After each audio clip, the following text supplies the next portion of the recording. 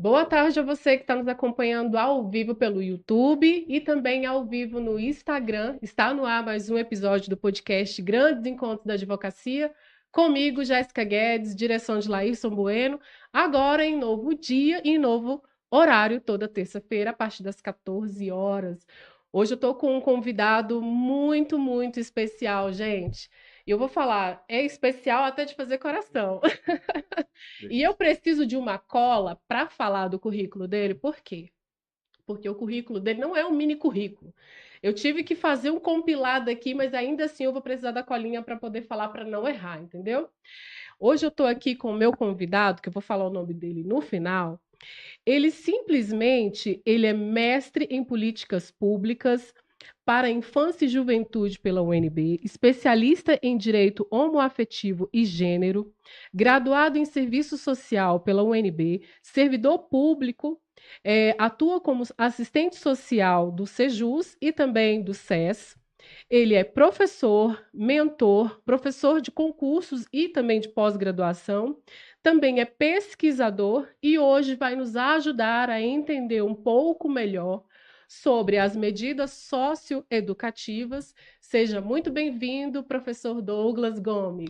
Eu fico muito feliz, Jéssica, assim, por ter me convidado, né? É um currículo extenso, mas eu acho que é um currículo que também evidencia um compromisso, né, que eu tenho com essa realidade a partir da perspectiva crítica, né? Então, assim, eu fico muito orgulhoso de estar possibilitado aqui esse debate, que é um debate e também um diálogo, né, de aprendizado, de conhecimento crítico, de coisas que tende a nos provocar, né? E isso eu falo de cadeira, assim, vai nos provocar desde que é um tema para concurso, como por exemplo, como é um tema de políticas públicas. Então, assim, isso requer que a gente saia das nossas mesmices de analisar essa realidade tão profundo como um pires, né? Então, eu quero algo muito mais profundo para que a gente, de fato, consiga aqui estabelecer um diálogo incrível. Como eu falei no início, nós estamos ao vivo no YouTube e também pelo Instagram, no perfil do TV Brasil Web, não, do Grandes Encontros da Advocacia. Eu acho que no TV Brasil Web também está passando. Então, você que tiver dúvida a respeito desse tema, que eu acho que tem, né? Tem muita gente Muitas, tem. É muitas. uma discussão para concurso também, né, professor? É diversos, né? Então, assim, quando a gente fala sobre a pauta da infância e juventude no Brasil, a gente tem que analisar o Estado Democrático de Direito e a formulação de políticas públicas. Então, passa desde uma preocupação social até uma preocupação estatal. Exato. E aí, você que tem alguma dúvida, tem interesse de tirar essa dúvida ao vivo aqui comigo, pode encaminhar para o chat do YouTube e a gente vai fazer essa pergunta ao vivo aqui para o Vamos lá, professor, ok? Então, sem mais delongas, vamos iniciar aqui as perguntas para saber um pouco, professor, vamos lá. de como que iniciou, né, a tua vontade de ser professor, a sua vontade de começar a seguir essa carreira que você tem hoje, essa carreira brilhante que você Obrigado. tem hoje. Nossa, eu tenho que, para falar sobre isso, eu tenho que voltar ao CEP 17. E aí é uma coisa que nossa história se encontra, né, Jéssica? Assim, É. porque a gente é a representação da educação pública brasileira, né? Então, no Centro de Ensino Fundamental 17, lá na sexta série por aí, eu já sentia que eu gostava de expor, né, ideias. E aí, nessa questão da exposição de ideias, vem uma questão de vencer a timidez. E eu acredito que até hoje eu sou uma pessoa tímida, né? Mas eu gosto muito de quando eu estou falando, que as pessoas notem aquilo que eu digo, né? Então, isso começou lá no ensino fundamental ainda. E aí, ao decorrer do ensino médio e a minha ida para a UNB, isso me possibilitou uma aproximação com as monitorias. Né? Então, assim, não pude estar presente com o professor, mas auxiliando o professor, eu gostava. Eu acho que veio essa questão de passar por uma desinibição, né, para uma questão de me apropriar e falar um conteúdo de uma maneira que aquele conteúdo era tão difícil que eu quis, e eu coloquei como compromisso de passar de uma maneira fácil. Não quer dizer que é menos complexo, mas mais fácil. Por quê? Eu acredito que a educação, a verdadeira educação é aquela que comunica, é aquela que faz com que todos e todas aprendam. Então não precisa de um arcabouço muito rebuscado, isso mais distancia. A gente está falando de uma realidade brasileira ainda tão cheia de desigualdades que eu acredito muito mais na aproximação do que nesse vácuo, né, entre as relações. Então, para mim, esse caminho é a educação. Então, eu decidi me tornar professor dentro da área de concursos, residência, pós-graduação, mas a partir desse compromisso social e político. né, de transformar um conteúdo complexo em algo simples, de que ganhe uma acessibilidade que é tão necessária no Brasil. Na nossa época, que não é tão distante assim, tá? Eu não Foi tenho problema ontem. com data. Foi Eu ontem. não tenho problema com data, eu não tenho problema de falar a minha idade.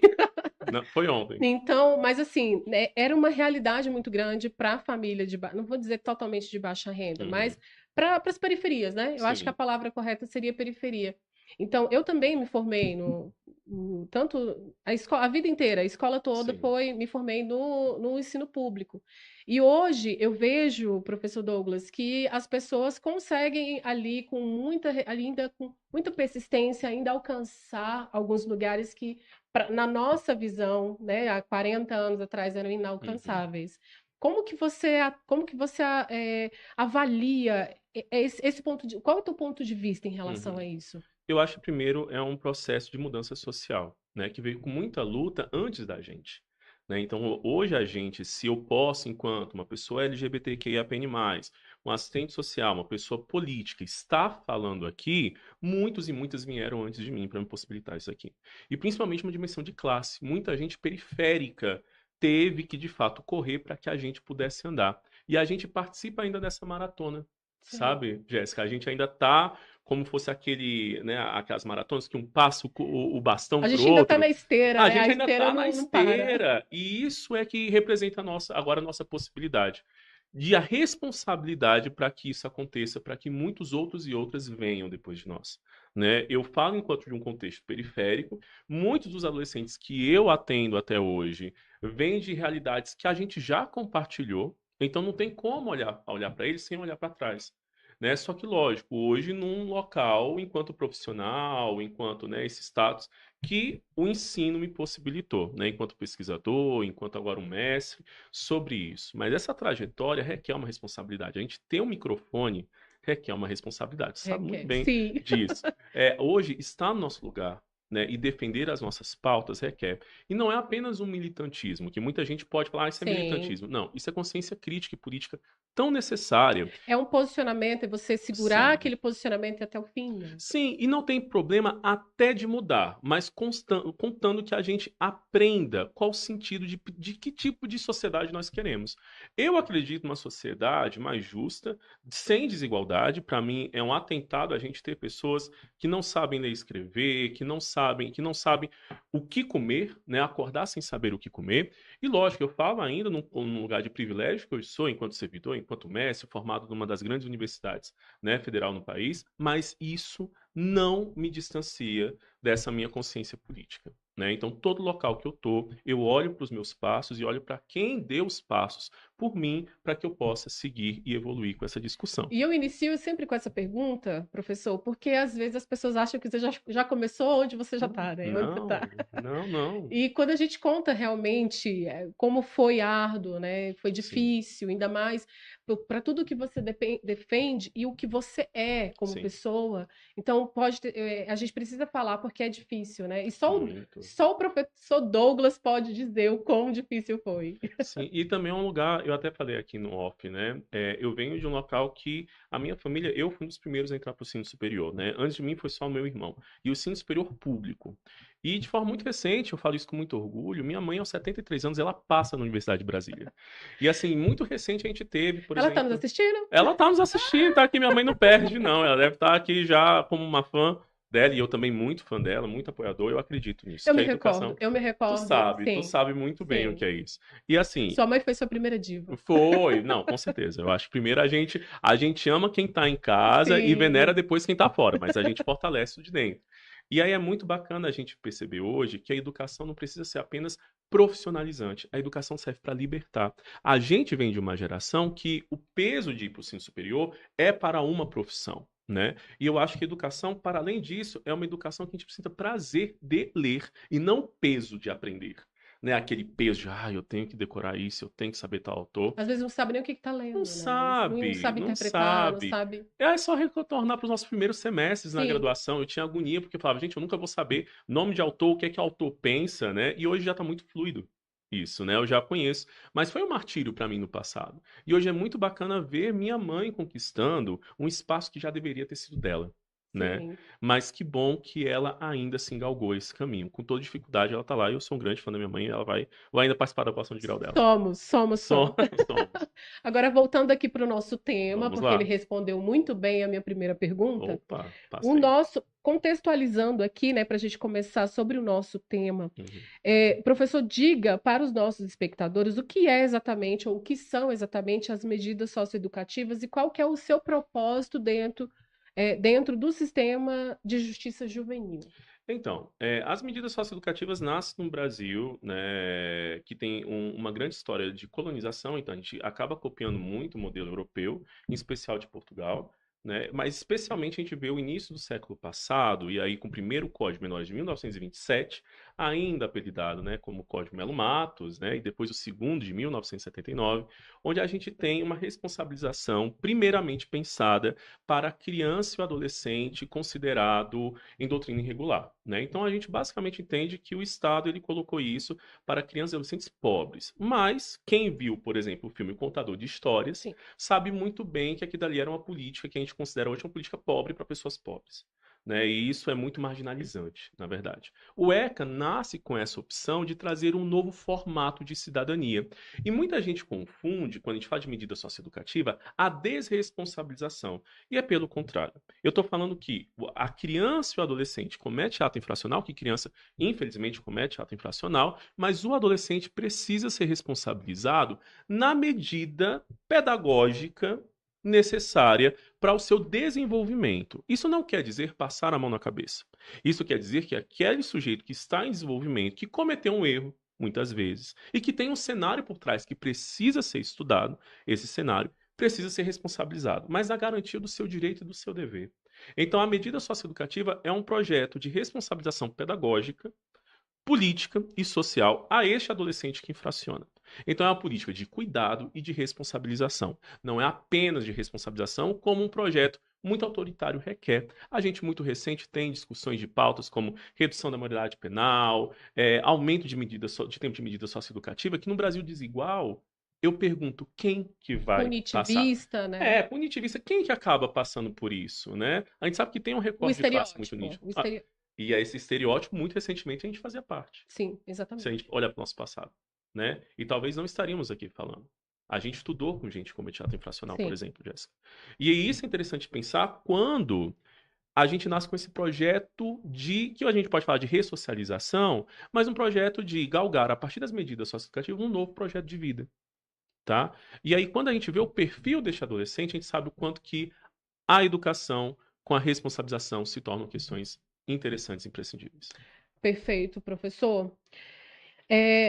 Sobre o panorama histórico, né? Como Uhum. que surgiu a ideia das medidas socioeducativas no Brasil e como elas sempre existiram ou foram sendo aprimoradas ao longo do tempo, na sua visão, né? Então, eu gosto de fazer um recorte muito recente do século passado para cá. Então, a gente vê, né, o Código de Menores de 27, o Código de Menores de 79, o ECA de 1990, numa conquista de democracia no Brasil, após a Constituinte de 88. O que que acontece? Nas medidas socioeducativas estipuladas no ECA, por exemplo, só tem a estipulação, né, desde a advertência até a internação. A gente só tem em 2006, o primeiro parâmetro que regulamenta, e é um parâmetro, Jéssica. Parâmetro não tem peso de lei, então faz com que os entes federativos possam ou não se organizar a partir disso. A gente só tem em 2012, a partir da lei 2594, uma lei que regulamenta o SINASE. Isso em termos históricos foi ontem. Aliás, foi agora de manhã. Foi agora de manhã. Então a gente está passando por um processo de reorganização do sistema. Não quer dizer que a gente não tenha um sistema minimamente organizado, até porque o Distrito Federal, diferente dos outros entes federativos, a gente acumula aqui tanta responsabilização do adolescente que fica no meio aberto, que vai responder pelas medidas socioeducativas de prestação de serviço à comunidade e liberdade assistida, quanto de internação. Então a gente é um complexo aqui. A gente funciona desde o meio aberto até semi-liberdade e internação. E isso requer uma proposta pedagógica pautada na socioeducação. Então, falar de medidas socioeducativas é algo, e falar de projeto de socioeducação é outro. Socioeducação é metodologia de trabalho. É filosofia de responsabilização, onde eu primeiro tenho que sim entender a responsabilização desse adolescente, mas também promover estratégias para que este adolescente ele não reincida, né? Ele não cometa um novo ato infracional. Ou pior, que eu descuide dele e o para-estado o copite, né? Eu vou pegar o gancho da sua fala em relação à Constituição Federal Uhum. e também em relação ao Estatuto da Pessoa, perdão, da Da pessoa não, criança. da criança e do adolescente, porque a gente fala tanto de pessoa com deficiência, vocês sabem, né? Eu sou militante, né, gente? Que bom. Aí eu erro, óbvio, Não tem mas por problema. praticar isso o tempo todo. Aham. Vou pegar o gancho, o ECA, ele é um marco importante para essas medidas e Uhum. como ele orienta a aplicação das medidas socioeducativas e quais são os principais desafios, na sua implementação? Aí é um complexo de perguntas muito interessante. Primeiro, ele marca Se você sim. conseguir responder objetivamente.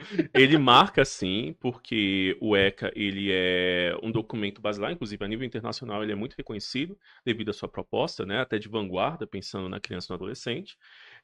Ele traz para a gente uma organização de como que tem que ser estipulada essa responsabilização, mas sem perder as noções basilares do ECA, que é o quê? Sujeito de direitos, absoluta prioridade e proteção integral. Então, assim, um adolescente que comete ato fracional, ele também está dentro desse conceito. Né? Ele não pode perder sobre isso. E, lógico, pensar nos desafios, aí eu volto para uma reflexão. A gente tem muito mais tempo de um Brasil que foi formado e socio-historicamente e economicamente a partir de uma perspectiva colonizadora, tá? E a gente sabe nosso passado, e infelizmente muito presente de um país escravocrata, por exemplo. E a gente está falando de uma forma de superar características ainda minoristas, mesmo no ECA. Mesmo no ECA. Olha os crimes que acontecem contra a criança, principalmente, que a gente não acredita no que a criança diz. Sim. Você sabe disso que eu estou falando. O Brasil sabe. Várias meninas ainda continuam sendo vítimas de violência sexual, né? Vários meninos continuam em situação de trabalho infantil E e também sofrem violência sexual, né? sofrem violência e a gente desmerece e valoriza o adulto. E às vezes é o adulto que é o algoz, né, dessa situação. O adulto tem uma responsabilidade de educar, de cuidar, mas isso ainda está presente numa sociedade tão marcada por desigualdade. Lógico, eu estou falando que existe um desafio, primeiro, superação desse paradigma, como um desafio de superação de um estado penal para o estado de bem-estar. Perfeito, gente. Para você que está nos acompanhando ao vivo no YouTube e também pelo perfil do Grandes Encontros no Instagram, eu falei que ia ser Ah, sucesso. gente, obrigado. Para quem acompanha ele nas redes, vocês sabem que eu tenho totalmente razão quanto a isso. Não, fico muito feliz.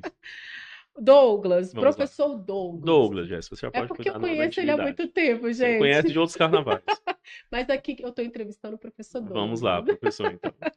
Professor Douglas, tipos de medidas. Vamos Uhum. lá, né? Quais são os principais tipos de medidas socioeducativas aplicadas hoje no Brasil e em que situação cada uma delas é indicada? Então, a gente tem a estipulação de 6 tipos de medidas, né? Desde a advertência, que é pela própria autoridade judiciária, na audiência, perpassando, né, a obrigação de reparar o dano, prestação de serviço à comunidade, liberdade assistida, semi-liberdade e a própria internação. Internação, sabendo que pode ser antes da aplicação da medida, com internação provisória, e tem internação sanção e internação estrita, né? A internação estrita é aquela que pode ser até 3 anos, né, de cumprimento, assim como a semi-liberdade, mais o período de reavaliação a cada 6 meses. Então, essas são as medidas que a gente pode aplicar no Brasil. O que acontece por vezes é que, principalmente a pandemia, deu uma mudada no cenário nacional. Então, a gente vê muitos posicionamentos do CNJ para evitar a superlotação das unidades, tendo visto uma questão pandêmica, né? Então, assim, eu atuei na pandemia.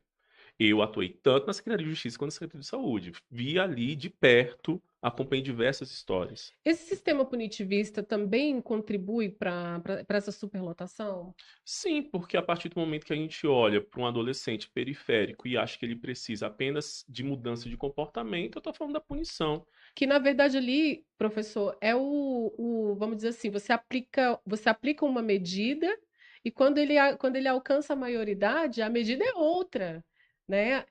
Que A também normativa é, é outra, né? que também é punitivista. E é pensar nisso. Eu não sou contrário ao processo educativo que nos dê responsabilidade. A punição eu sou. O autoritarismo eu sou. Eu não aprendo por medo. Eu aprendo porque me dá significado, né?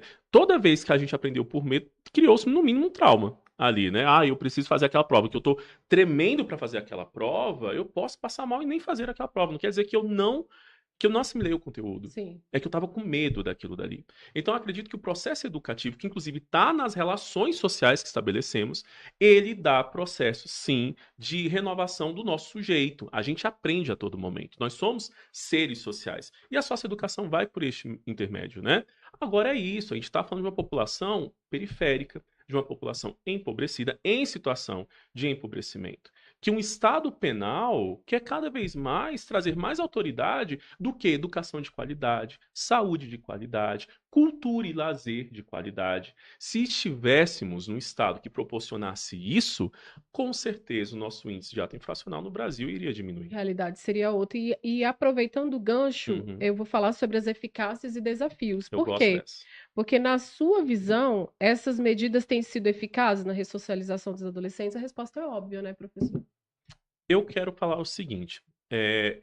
Eu acho interessante a gente pensar o que esse conceito de eficácia. Porque eficácia para quem?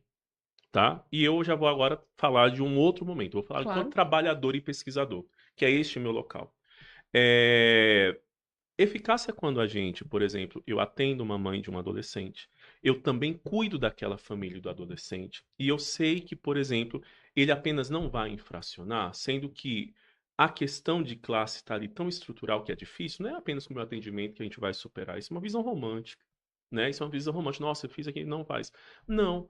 Eu acho que a eficácia da medida, e ainda mais com o público que a gente atua, é quando a gente coloca um elemento importante para a adolescência, que é sonho.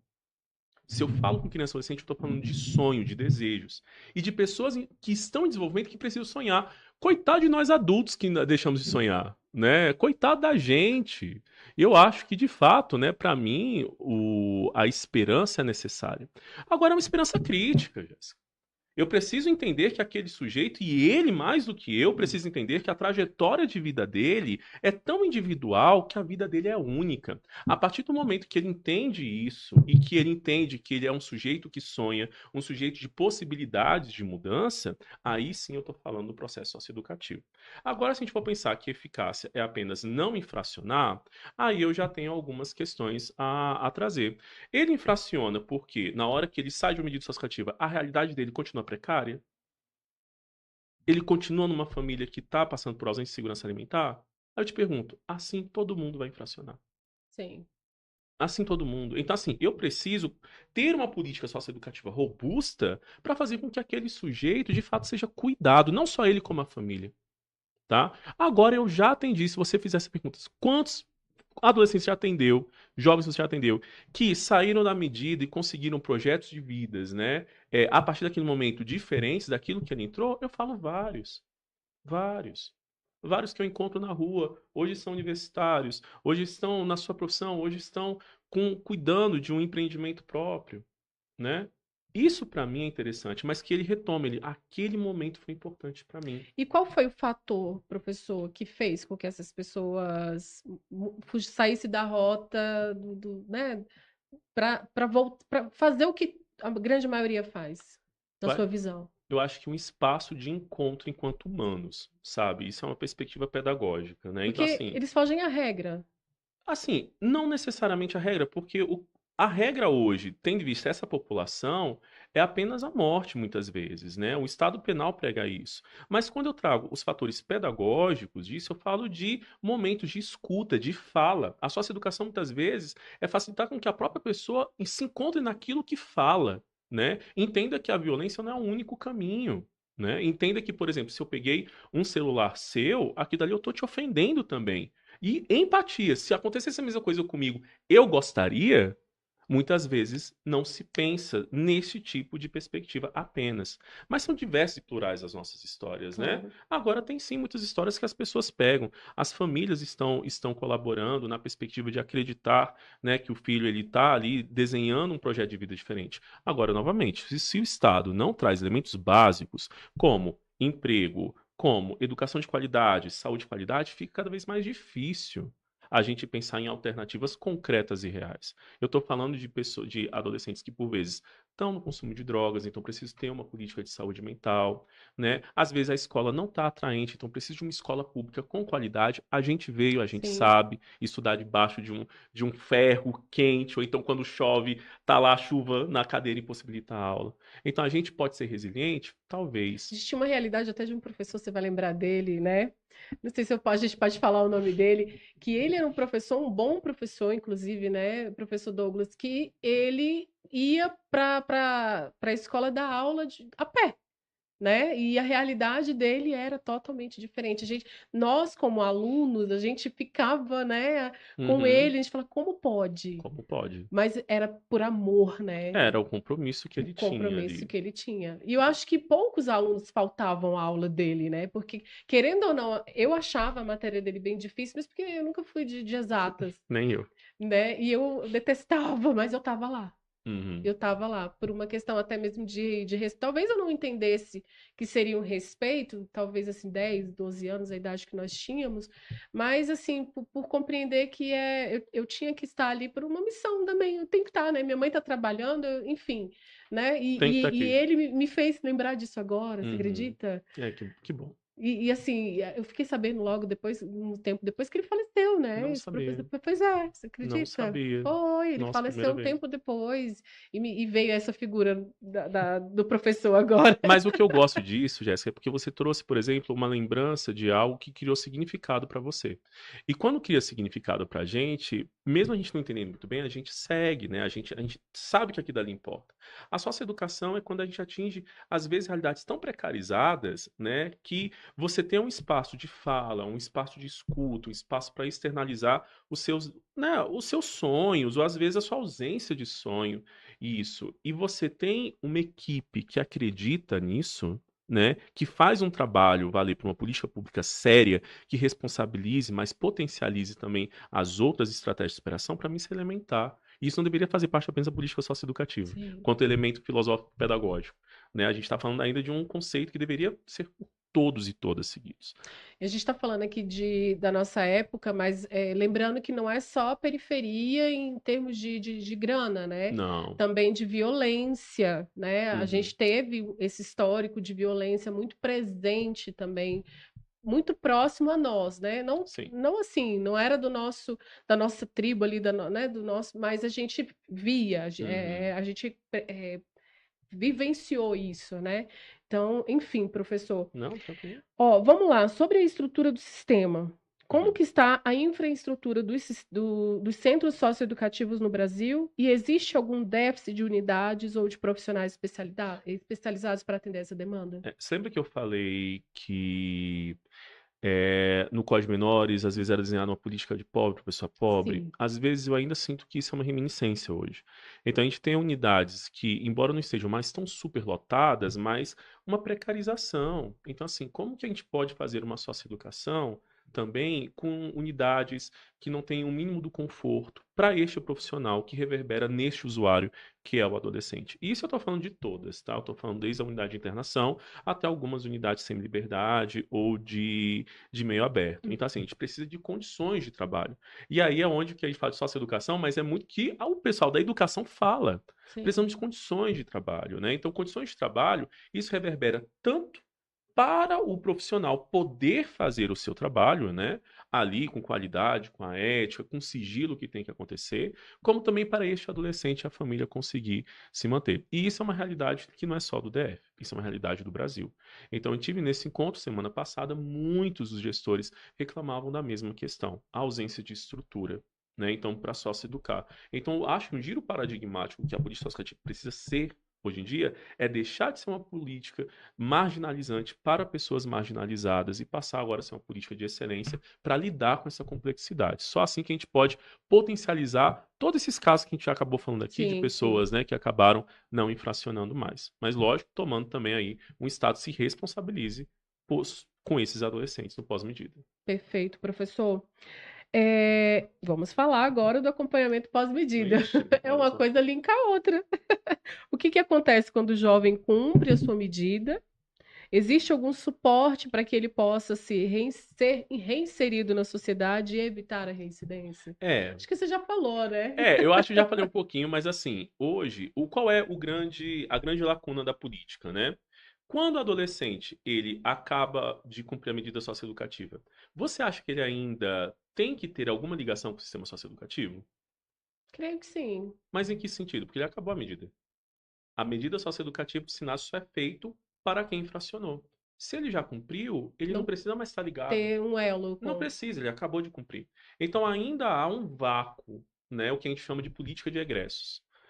Há sim algumas experiências a nível nacional, mas ele, né, ou ela, depois que sai, não tem necessariamente uma rede formalizada. E isso é um vácuo da política pública. Tem experiências em outros entes federativos que fazem isso. Mas aí ficaria onde? Ficaria de uma rede intersetorial só para adolescente jovem, né? Essa política de egressos ainda é um calcanhar de Aquiles para a política socioeducativa, que eu acho elementar ter também.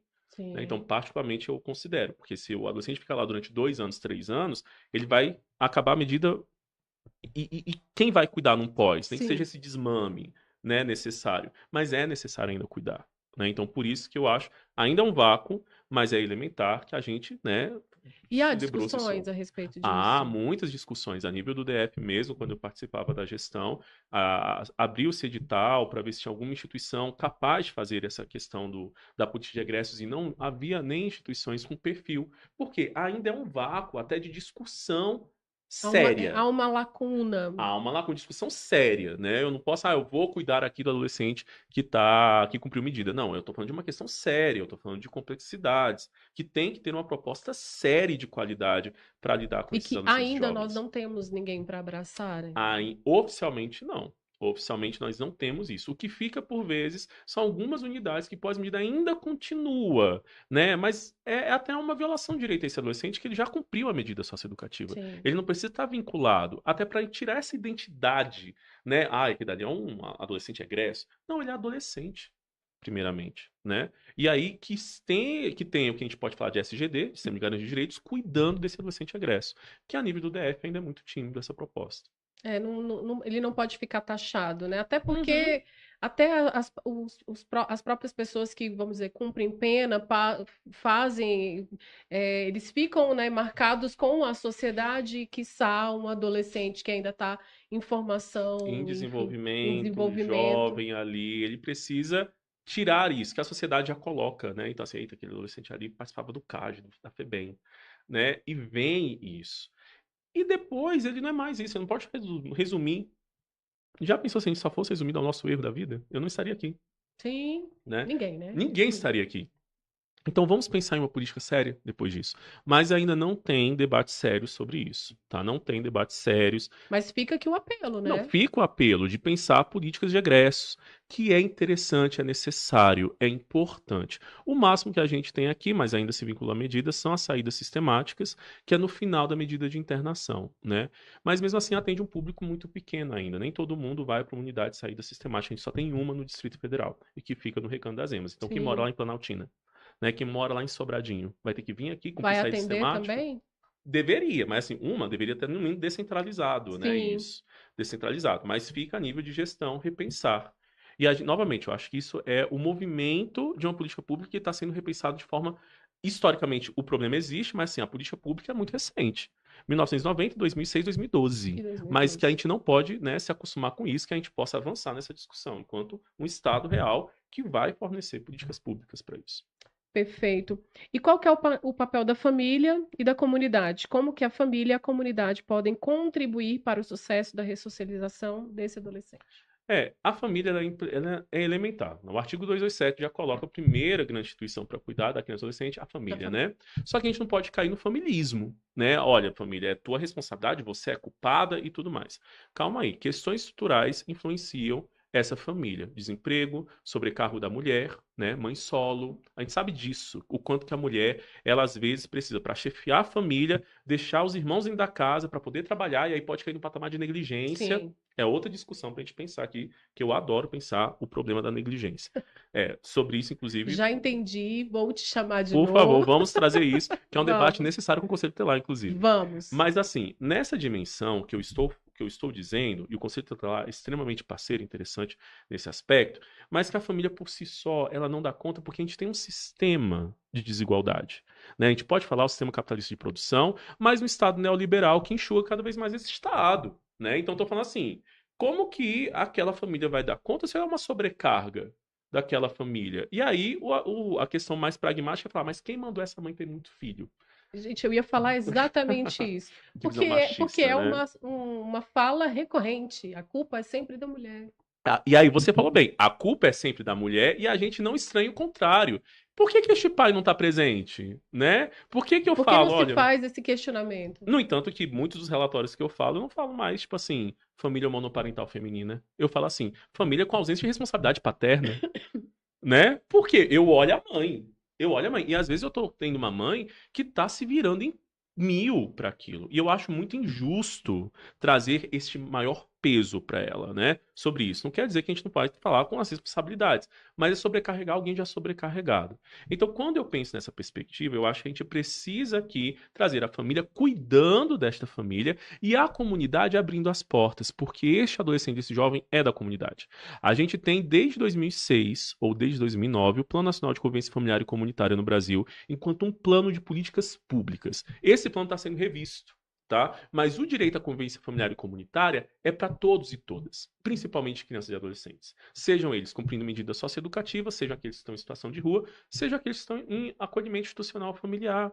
Então a comunidade precisa estar presente participando desse processo aí de acolhimento, de responsabilização também, mas numa perspectiva pedagógica, né? Pedagógica não é só para trabalhar educação, é trabalhar respeito, é fazer com que, através dos nossos vínculos, a gente saiba o que é o respeito à diversidade, o respeito às mulheres, se eu trazer questões de gênero, questão de orientação sexual e identidade de gênero. Nós somos seres sociais que estamos em grupo, então o grupo também E que pode cuida. mudar também, né? Hoje você tá casada, mas amanhã você pode estar separado.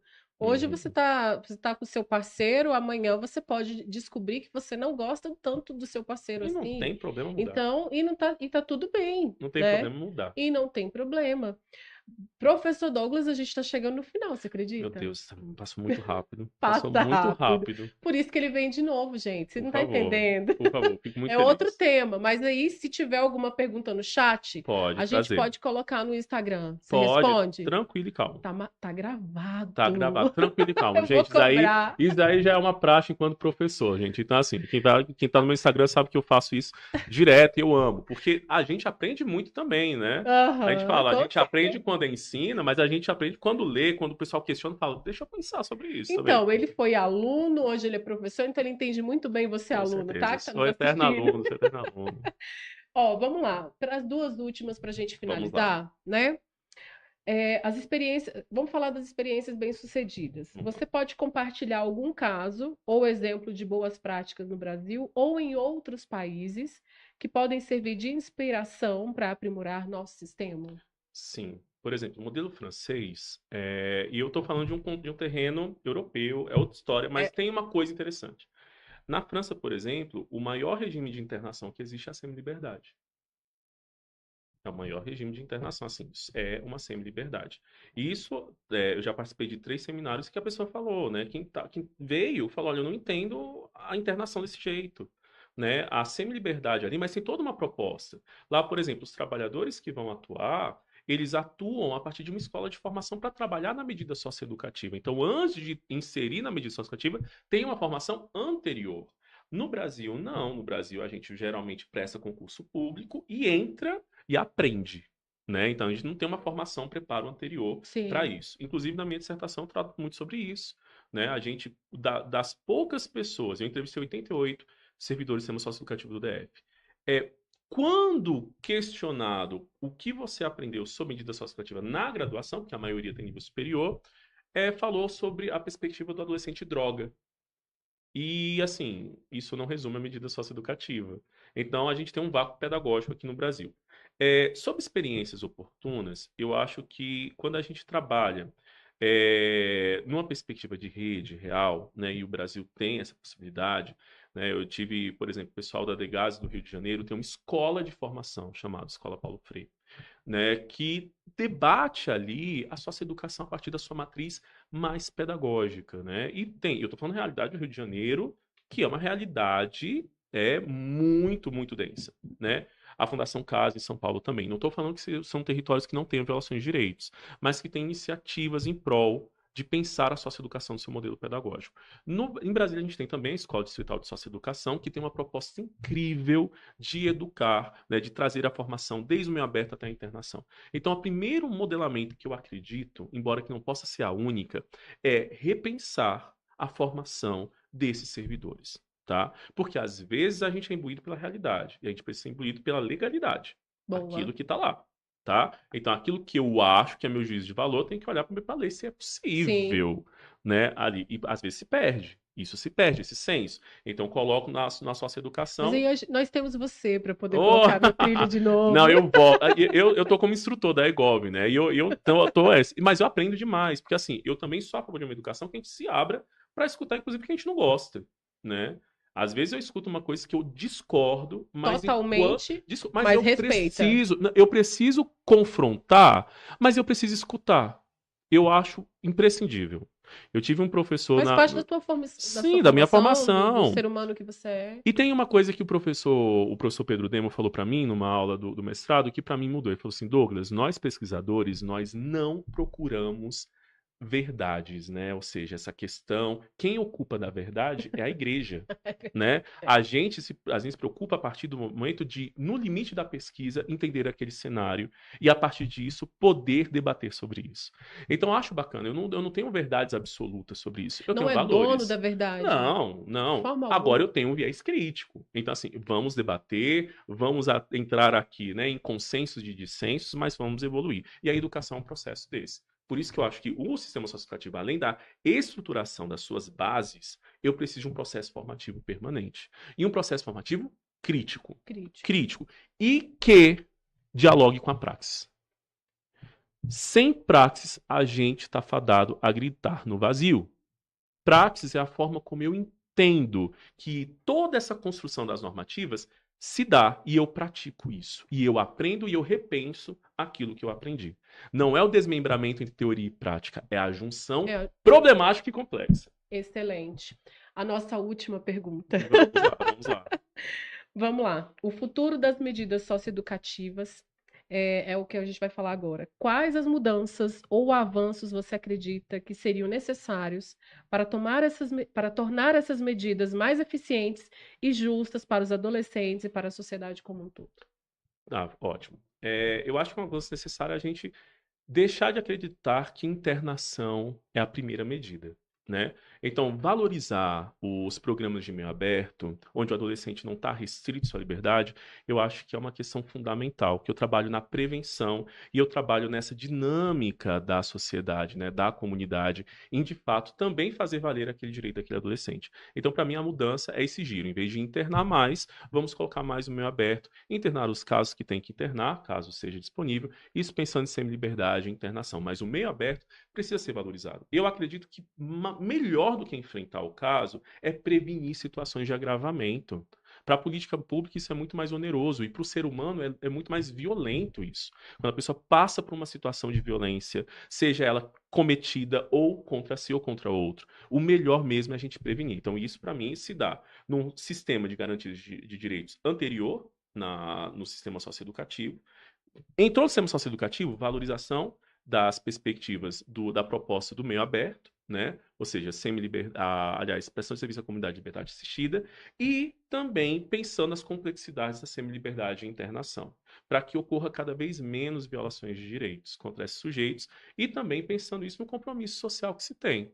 Agora, lógico, falar que o sistema socioeducativo parou no tempo, não. A gente tem diversas normativas, hoje nós temos a Escola Nacional, hoje a gente tem uma coordenação, a gente tem um Ministério de Direitos Humanos que pensa sobre isso, levantamentos dos sistemas socioeducativos que, enquanto analistas de políticas públicas, nos dá números para a gente poder sentar na mesa e discutir de forma séria. Então, eu acho que ver isso é uma coisa que assim a gente construiu aqui, agora é avançar. É avançar. Avançar na crítica, mas avançar nas respostas. Pra mim, criticar é o lado mais fácil. É igual quando a gente tá numa relação, num Sim. namoro ali, que a gente Apontar o erro. só critica, você vai acabar divorciando, vai acabar. O importante é saber, é possível recuperar, né, essas relações? Então, acredito que assim a política pública, a gente tem que ter a crítica, sim, mas acreditar para onde ela quer ir, né, e onde devemos ir. Professor Douglas, a gente tem Vamos lá, algumas interações aqui no vamos lá, YouTube. gostei. Eu acho que não vai dar para responder, porque eu quero que ele deixe a mensagem final, gente. Eita, Não vamos tem lá. como encerrar o nosso bate-papo sem uma mensagem final do professor. Vamos lá, vamos lá. Mas, assim, pra você responder rapidamente a pergunta da Loruana Medeiros Oliveira. Como ocorre a conexão do ECA com a LGPD na proteção de crianças e adolescentes no tratamento de dados pessoais? Então, hoje todos as informações em cima socioeducativa são confidenciais para quem operacionaliza a medida socioeducativa, né? Então, as unidades recebem isso. A partir de hoje, a gente tem uma vara de execuções de medidas socioeducativas aqui no Distrito Federal, que é específica para isso, né? Então, você ter, tipo, um vazamento de dados ou dados públicos destes adolescentes, hoje não tem. Fora que nós temos o CIPIA, que é o Sistema de Informações para Criança e Adolescente, que é a nível nacional. Tem o CIPIA Sinase, que é onde a gente traz as informações dos adolescentes e a gente ainda atualiza. Então, esses adolescentes, no Distrito Federal, pelo menos, eles têm uma boa cobertura da proteção dos seus dados, porque não há um tipo de vazamento sobre isso, caso aconteça. Né? Caso aconteça. É muito, e eu falo enquanto servidor, é muito difícil isso acontecer, né? Pensando no sistema de informações em si. Então, nós temos uma boa proteção desses dados, desses adolescentes, seja de todo o processo ao qual ele responde, o primeiro, o segundo, ou um único processo, como também ao decorrer disso, né? Ao decorrer do cumprimento da medida. Respondido, Loruana. Espero que tenha respondido. Não, e se não tiver respondido, também me responde lá no Não Instagram. tem problema, a gente Não é isso? responde. Gente, maravilhoso, um papo maravilhoso com o professor Douglas, que já tinha um tempo que eu não o encontrava pessoalmente, mas a gente fica tietando, Sim, obviamente, sim. nas redes sociais. Por quê? Porque eu acho que a amizade é isso.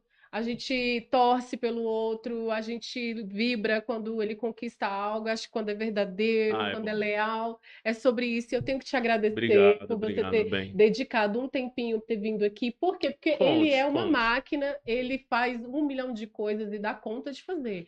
Não que isso seja, vamos dizer assim, seja positivo, porque a gente precisa compreender que a gente também precisa descansar e a gente não Total. é, uma hora vai bugar, A né? gente não é máquina, a gente não é máquina. Mas assim, eu costumo dizer que quando a coisa dá sentido no que a gente faz com prazer também, Isso. né? Preservar a nossa saúde mental, mas a gente faz com prazer. Então assim, eu tô aqui porque eu tô com uma enorme satisfação de estar aqui, né? E assim, e eu falei na semana passada, nos compromissos que eu assumi também foram com satisfação. Isso não quer dizer que a gente não tenha medo, gente. Sentar aqui, poder dialogar, seja onde estiver, dá um medo do caramba. Mas dá um Que medo. Eu falei isso. no início que eu era tímido. Ele tá Isso aqui é persona. acostumado. Isso aqui é persona. Quem sabe, no meio da rua, eu não falo com muita gente, que eu tenho É. vergonha, juro. Não, tudo Mas eu bem. acho bonito, assim, Mas é a isso. interação. Ele é humano, eu falei máquina, mas ele é humano, ele Por tem um favor. coração maravilhoso. E, por favor, para quem está nos acompanhando ao vivo no YouTube, também pelo Instagram do Grandes Encontros da Advocacia, por favor, deixa a sua mensagem. Ele vai voltar, gente. Ficou Vamos. marcado para 18 de março. 18 de Ele vai março. voltar, mas eu não vou falar ainda qual é o É um tema, tema também interessante. tá? Por favor, deixa as suas considerações finais, a sua mensagem para quem está nos Vamos lá. assistindo. Gente, primeiramente eu quero agradecer aqui, Jéssica. Pode me chamar quando quiser.